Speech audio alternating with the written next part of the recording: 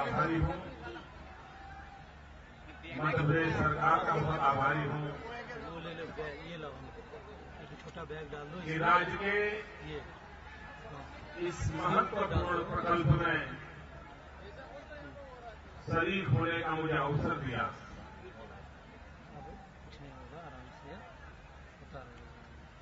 कल तक मध्य प्रदेश की जब भी बात आती थी तो एक बीमारू राज्य के रूप में आती थी। मध्य प्रदेश का नागरिक भी कहीं बाहर जाता था तो आंख से आंख मिलाकर के बात नहीं कर पाता था, तो संकोच अनुभव करता था। लेकिन शिवराज जी ने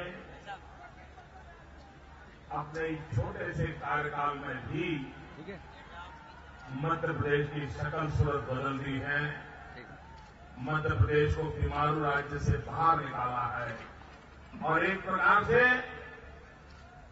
मध्य प्रदेश ने देश की बहुत बड़ी सेवा की। और इसलिए शिवराज जी अनेक अनेक अभिनंदन के अधिकारी हैं।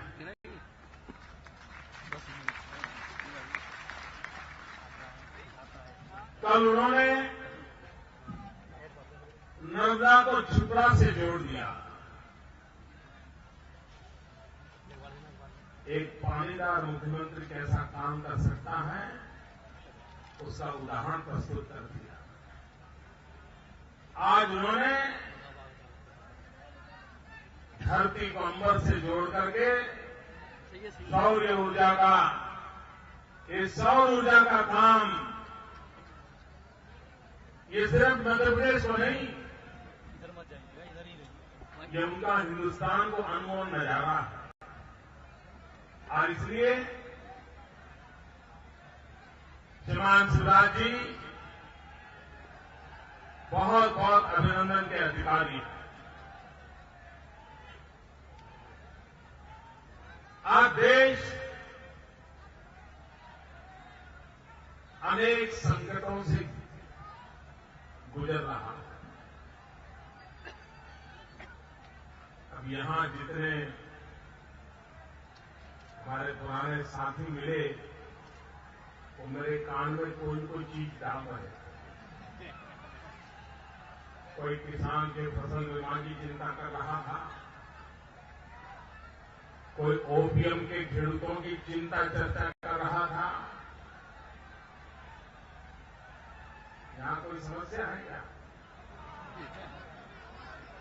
वहां सुनाई नहीं देता है भाई किस तरह।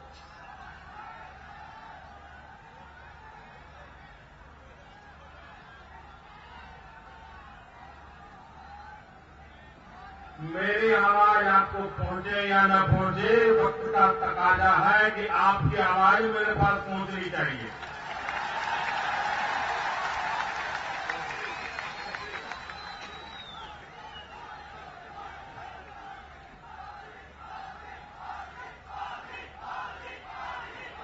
हाँ, पहुंच गए पहुंच गए।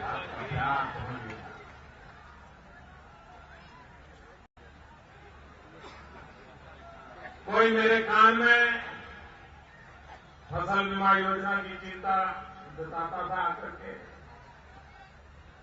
कोई ओपीएम की खेती के कारण दिल्ली सरकार के जो रवैये हैं उससे हमारा किसान कितना परेशान हो रहा है उसकी बात कर रहा था। कोई बीएसएफ के जवान अपनी कठिनाई के लिए ज्ञापन भेज रहे हैं। लगता ऐसा है कि सबने मान लिया है कि अब आगे काम किसको करना है।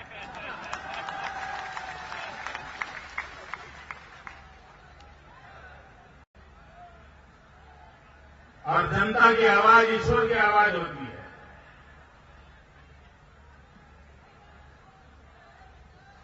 देश ने इतने प्राकृतिक संसाधन होने के बावजूद इतना सामर्थ्यवान देश होने के बावजूद, इतने ऊर्जावान नौजवान होने के बावजूद भी 21वीं सदी में तेज गति से हिंदुस्तान को उड़ना था, दौड़ना था। इस दशक में देश लुढ़क गया। अकेले ऊर्जा क्षेत्र को देखें, भाइयों बहनों, देश में एक तरफ अंधेरा है, दूसरी तरफ 20,000 मेगावाट बिजली के कारखाने बंद पड़े हैं। लोग बेरोजगार हो रहे हैं। और कारण क्या? आपके घर में गेहूं हो, चावल हो, दाल हो, सब्जी हो, नमक हो, मिर्ची हो, मिट्टी का तेल हो, सब हो, लेकिन जलाने के लिए दिया सही न हो और इसके कारण पूरा घर भूखा मरता है। ऐसी कभी कल्पना की है आपने? ये दिल्ली सरकार का कारोबार है। बिजली के कारखाने हैं, काम करने वाले लोग हैं, बिजली की खपत है, बिजली की जरूरत है, देश में अंधेरा है, लेकिन बिजली नहीं है। क्यों? बिजली पैदा करने के लिए जो कोयला चाहिए, वो कोयला उपलब्ध नहीं है। कोयला क्यों उपलब्ध नहीं है? तो कभी एनवायरमेंट के नाम पर, कभी पॉलिसी पैरालिसिस के कारण, कभी भ्रष्टाचार की सीमाओं पार कर जाने के कारण, सुप्रीम कोर्ट की नाराजगी के कारण सारा का सारा कारोबार ठप पड़ा।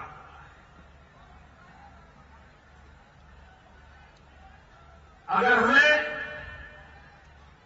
देश में औद्योगिक विकास करना है तो ऊर्जा उसकी एक प्रमुख प्राथमिक आवश्यकता होती है। लेकिन अगर इंफ्रास्ट्रक्चर का एक महत्वपूर्ण पहलू ऊर्जा, उसके प्रति अगर इतनी उदासीनता बरती जाएगी तो न कारखाने लगेंगे, न नौजवान को रोजगार मिलेगा और न ही भारत के विकास के सपने पूरे हो सकते हैं। भाइयों बहनों, डॉलर की तुलना में हमारा रुपया लुढ़कता चला जाएगा और इतिहास में कभी इतना नीचे नहीं गया, इतना हमारा रुपये की कीमत नीचे गई। करंट अकाउंट डेफिसिट समस्या का कारण बन गई। क्यों? तो एक्सपोर्ट की तुलना में इंपोर्ट बढ़ गया और इंपोर्ट बढ़ा तो किस चीज का बढ़ा? भाइयों बहनों, कोयले का इंपोर्ट बढ़ गया, कोयले का इंपोर्ट बढ़ गया और देश पर इतना बड़ा बोझ आकर के गिर गया। कोयले की खदानें हैं, हमारे पास कोयला है, भारत के पास कोयला रिजर्व में कोई कमी नहीं है, लेकिन दिल्ली सरकार में दम नहीं है और उसी का नतीजा भारत को आर्थिक रूप से सामर्थ्यवान अगर बनाना है तो एनर्जी के क्षेत्र में हमें स्वावलंबी होने की दिशा में एक रणनीति तय करनी होगी, योजना बनानी होगी, एक मिशन मोड पे काम करना होगा। भाइयों बहनों, आज के युग में पावर सेक्टर का महत्व बहुत बढ़ गया। पावर एक महत्वपूर्ण पहलू है, लेकिन पावर की तरफ देखने में अंतर है। हम जिस परंपरा में पले बढ़े हैं, चाहे नरेंद्र मोदी हो या शिवराज जी हो, हम जब इस ऊर्जा के क्षेत्र को, पावर सेक्टर को देखते हैं, तो हमारा कमिटमेंट होता है पावर टू एम्पावर पीपल। लेकिन दिल्ली में बैठे हुए लोग, उनके लिए पावर की परिभाषा अलग है। उनके लिए तो एब्सोल्यूट पावर, करप्ट एब्सोल्यूट। उनके लिए पावर करप्शन का स्रोत बन गया है। हमारे लिए पावर सामान्य मानव को एम्पावर करने का एक साधन बन गया है। ये सोच में अंतर है। भारत जैसा देश अगर डेवलपमेंट एनवायरमेंट फ्रेंडली नहीं करते हैं, विकास और प्रकृति पर्यावरण की रक्षा नहीं करते हैं, तो विकास हमारे लिए भी संकट बन सकता है। और एनवायरमेंट फ्रेंडली विकास का एक सबसे बड़ा माध्यम है प्राकृतिक संसाधनों से ऊर्जा का उत्पादन। सीमांत राज्य ने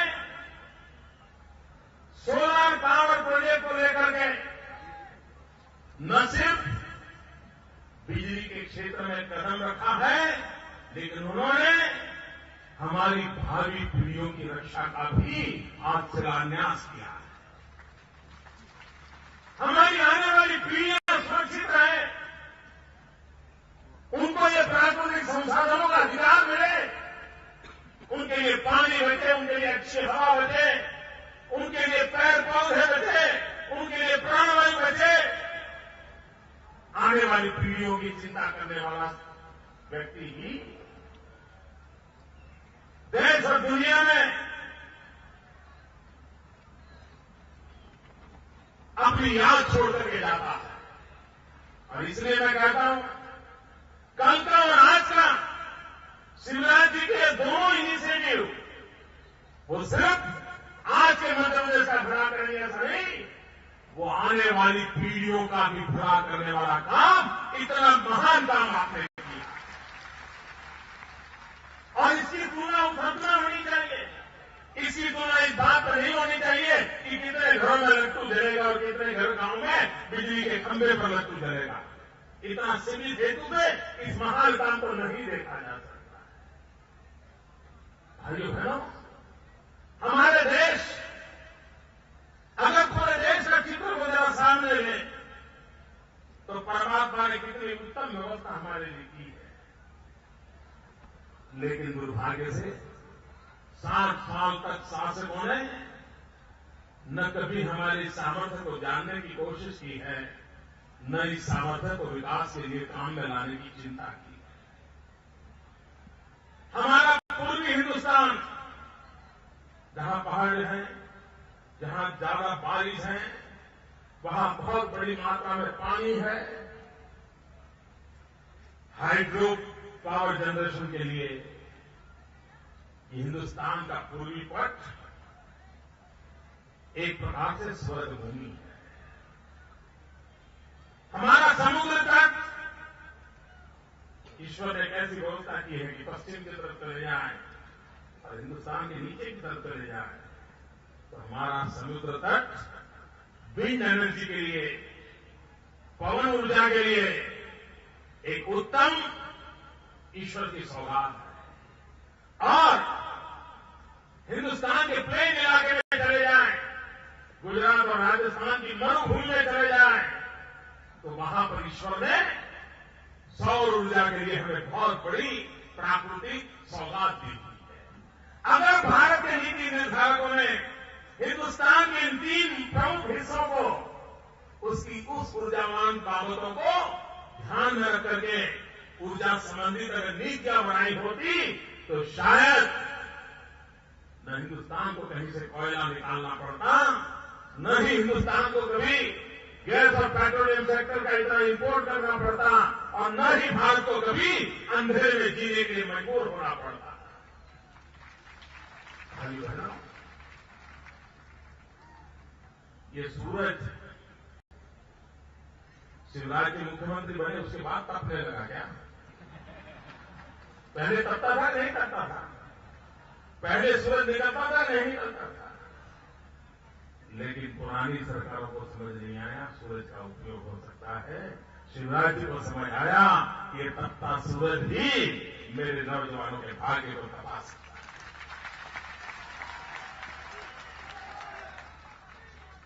ये नर्मदा पहले भी रह रही थी, शिप्रा पहले भी सूखी पड़ी थी, लेकिन कोई शिवराज चाहिए जिसको नर्मदा और शिप्रा को जोड़ने का मन कर जाए, तभी तो बदलाव आता है। और इसी के कारण आज मध्य प्रदेश विमान राज्य से बाहर निकल गया। मध्य प्रदेश ने कृषि क्रांति करके पूरे हिंदुस्तान में नाम रोशन किया है और पूरे देश के किसानों को एक नई प्रेरणा दी है। एक समय था कृषि विकास की जब भी बात आती थी तो गंगा, यमुना, कृष्णा, गोदावरी, इन्हीं पट की चिंता उसी इलाके के किसानों का नाम आता था। पंजाब, हरियाणा के किसानों का नाम याद आता था। पहली बार हिंदुस्तान के कृषि विकास में 3 उन राज्यों का नाम आया है जो कभी कृषि के क्षेत्र में नाम नहीं कमाया था। वो है छत्तीसगढ़, वो है मध्य प्रदेश और वो है गुजरात। जहां कृषि उत्पादन की संभावनाएं बहुत कम थी, जो छत्तीसगढ़ बाहर से चावल न आए तो भूखा रहता था, वो छत्तीसगढ़ आज हिंदुस्तान के 4 राज्यों को चावल खिला रहा है। गेहूं के भंडार कभी पंजाब भरता था, आज गेहूं के भंडार मेरा मध्य प्रदेश का किसान भर रहा है। भाइयों बहनों, जो बदलाव आया है और इसलिए ग्रीन रिवॉल्यूशन हमारे देश ने देखा है। हमारे देश ने व्हाइट रिवॉल्यूशन देखा है। हिंदुस्तान के तिरंगे के 3 रंग हैं। जिस तिरंगे के लिए हम गौरव करते हैं, आन बान शान से सर झुकाते हैं, उस तिरंगे के 3 रंग हैं। एक ग्रीन, दूसरा व्हाइट और तीसरा सैफ्रॉन। भाइयों, देश ने ग्रीन रिवॉल्यूशन देखा, देश ने व्हाइट रिवॉल्यूशन देखा, आज घड़ी आई है सैफ्रॉन रिवॉल्यूशन। और जब मैं सैफ्रॉन रिवॉल्यूशन कहता हूं उसका मतलब है एनर्जी का कलर है सैफ्रॉन, एनर्जी का कलर है सैफ्रॉन। और इसलिए एनर्जी सेक्टर में एक बहुत बड़ा रिवॉल्यूशन होना ये हमारे देश में आवश्यक है। भाइयों बहनों, हमारे यहां पूर्वजों ने सूर्य भगवान को एक शक्ति के स्रोत के रूप में माइथोलॉजी में स्वीकार किया है। और ये कहा गया है कि सूर्य भगवान का रथ 7 घोड़ों पर सवार होता है। 7 घोड़ों पर सूर्य भगवान का रथ चलता है। भाइयों बहनों, ये ऊर्जा का स्रोत की कल्पना हमारे पूर्वजों ने की, सूर्य भगवान के रथ की कल्पना की। वो 7 घोड़े कौन से हैं? भाइयों बहनों, ये सूर्य भगवान का रथ, ये ऊर्जा का रथ, इसके जो 7 घोड़े हैं, एक है कोयले पर आधारित ऊर्जा, दूसरा है गैस पर आधारित ऊर्जा, तीसरा है हाइड्रो पर आधारित ऊर्जा, पानी पर आधारित, चौथा है सूर्य शक्ति के आधार पर ऊर्जा, 5वां है बायोमास के आधार पर ऊर्जा, 6वां है न्यूक्लियर एनर्जी, 7वां है विंड एनर्जी। ये 7 घोड़े सभी राज्यों में, इन 7 घोड़े पर ऊर्जा का रथ सवार होना चाहिए, तब जाकर के भारत को हम ऊर्जा के क्षेत्र में आत्मनिर्भर बना सकते हैं। भाइयों बहनों, बायोमास ऊर्जा के क्षेत्र में कितना बड़ा महत्वपूर्ण क्षेत्र है। कल तक अपने शहर का, गांव का, नगर का कूड़ा कचरा हमें बोझ नजर आता था, गंदगी हमें परेशान करती थी।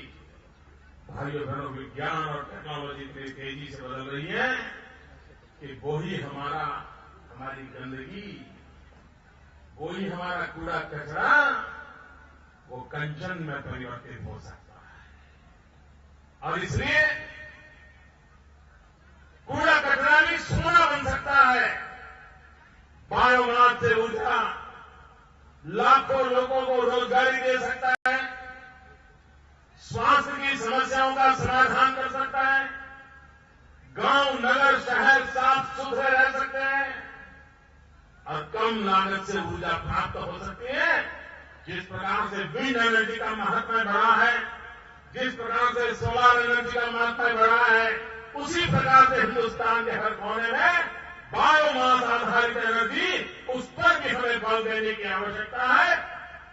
आने वाले दिनों में अच्छा होता भारत सरकार ऊर्जा के सभी क्षेत्रों को लेकर के एक क्यूमुलेटिव सोच के साथ,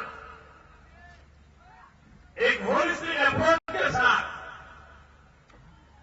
भारत की वर्तमान जो संसाधन है, उन संसाधनों के आधार पर अगर ऊर्जा का मैप बना देते तो भाइयों बहनों, हमारे लिए अपने संसाधनों और प्रकृति के माध्यम से हम ऊर्जा के क्षेत्र में एक बहुत बड़ी ताकत के रूप में उभर सकते हैं।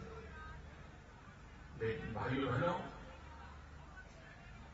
ये टुकड़ों में सोचने वाले लोग, चुनाव तक सीमित सोच रखने वाले लोग देश के लंबे समय के भाग्य की नींव नहीं डाल सकते। उस मूलभूत परिवर्तन की आवश्यकता है और उस मूलभूत परिवर्तन को लेकर के भारतीय जनता पार्टी की सरकार जहां जहां पर है, भाइयों बहनों, मध्य प्रदेश ने देख लिया है कि आपकी सारी समस्याओं का समाधान विकास ही है। विकास होगा तो नौजवान को रोजगार मिलेगा, विकास होगा तो गांव गली में सुविधाएं बढ़ेगी, विकास होगा तो गरीब के जीवन में परिवर्तन आएगा, क्वालिटी ऑफ लाइफ इसमें परिवर्तन आएगा। और इसलिए हम लोगों का पूरा फल, भारतीय जनता पार्टी की सभी सरकारों का एक ही मंत्र है, विकास। और उस विकास के मंत्र में शिवराज जी ने मध्य प्रदेश के लोगों के दिल जीत लिए है। भाइयों बहनों, मध्य प्रदेश के लोगों का मैं अभिनंदन करता हूं। उन्होंने विकास के मुद्दे पर जन समर्थन दिया और शिवराज जी का ताकत बढ़ा दी, उनका हौसला भी बुलंद कर दिया है और पहले दौड़ते थे उससे भी ज्यादा तेज गति से दौड़ेंगे, ये मुझे पूरा विश्वास है। भाइयों बहनों, मैं अधिक समय और विषयों पर जाना नहीं चाहता हूं। आपके बीच जाने का अवसर मिला, मैं फिर एक बार मध्य प्रदेश सरकार का बहुत आभारी हूं और ऊर्जा के क्षेत्र में भारत आत्मनिर्भर स्वावलंबी बने, उस दिशा में कोई मुश्किल काम नहीं है। थोड़े से कदम उठाएं तो स्थितियों को बदल सकते हैं। मैं शिवराज जी को फिर एक बार, उनकी पूरी टीम को फिर एक बार, आने वाली पीढ़ियों के लिए, उनके कल्याण के लिए, उनको सुखमय जिंदगी के लिए आज इस धरती पर एक महत्वपूर्ण नींव डाली है, इसके लिए मैं उनको बहुत बहुत बधाई देता हूं। जय मेरे साथ बोले भारत माता की, ऐसे नहीं पूरी भारत माता की, भारत माता की। बहुत बहुत धन्यवाद माननीय नरेंद्र मोदी साहब। अब मैं राजस्थान ग्रुप की ओर से आमंत्रित कर रहा हूं श्री विनीत मित्तल जी को। श्री विनीत मित्तल जी पधारें और माननीय नरेंद्र मोदी को स्मृति चिन्ह भेंट करें। माननीय शिवराज सिंह जी मुख्यमंत्री मध्य प्रदेश को स्मृति चिन्ह भेंट करें।